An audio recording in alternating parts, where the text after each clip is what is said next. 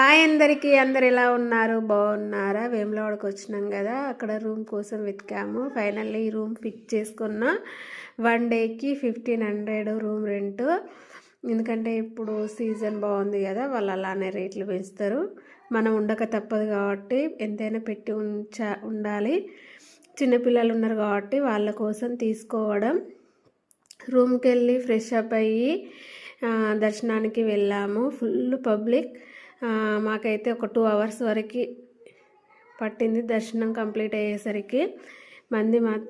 Public మాత్రం full అంటే full ఉన్నారు.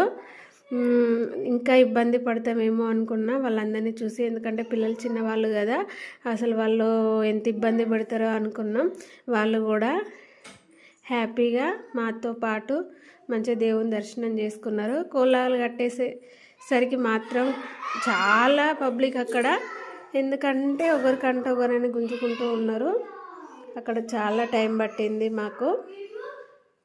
ఎంతమంది వేములవాడకి వెళ్ళారో కామెంట్ చేయండి. వేములవాడకు వస్తే ఖచ్చితంగా కోలాలు కట్టేయాలి కదా. మేము మాత్రం అక్కడ కోలాలు కట్టేసి దర్శనం కంప్లీట్ చేసుకొని బయటికి వచ్చేసాము.